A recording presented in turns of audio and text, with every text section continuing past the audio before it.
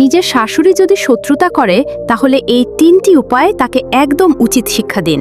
অনেকেই বলেন বিয়ের পর একটি মেয়ের জীবন পুরোপুরি বদলে যায়, কারণ সে শুধু একজন মানুষের স্ত্রী হয় না, সে একটি নতুন পরিবারের সদস্যও হয়ে ওঠে। নতুন মানুষ, নতুন পরিবেশ, নতুন নিয়ম, সব কিছুর সঙ্গে মানিয়ে নিতে সময় লাগে। বেশিরভাগ পরিবারই ভালোবাসা দিয়ে সেই পথটা সহজ করে দেয়, কিন্তু সব সময় এমন হয় না। কিছু মেয়ের জীবনে সবচেয়ে বড় কষ্ট হয়ে দাঁড়ায় নিজের শাশুড়ির আচরণ।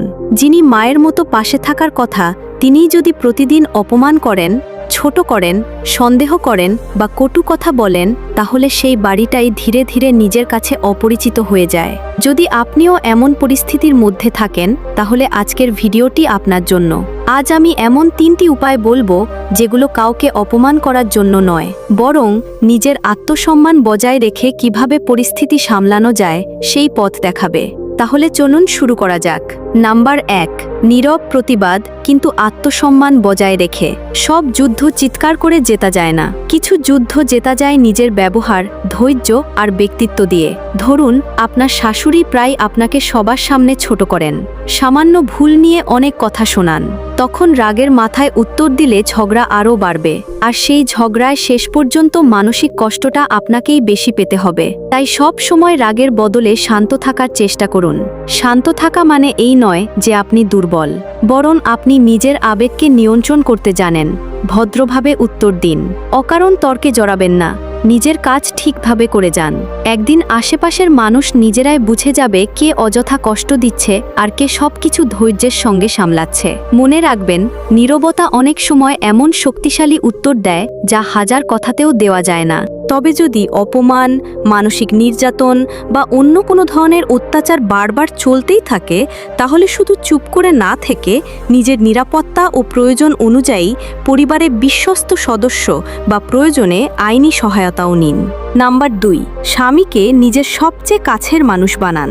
অনেক সময় ভুল বোঝাবুঝির কারণে স্বামী স্ত্রীর সম্পর্কেও দূরত্ব তৈরি হয়ে যায়। তাই প্রতিদিন অভিযোগ না করে একদিন শান্ত সময়ে নিজের অনুভূতির কথা বলুন, আমি কাউকে দোষ দিতে চাই না, শুধু আমি কেমন অনুভব করছি সেটা তোমাকে জানাতে চাই।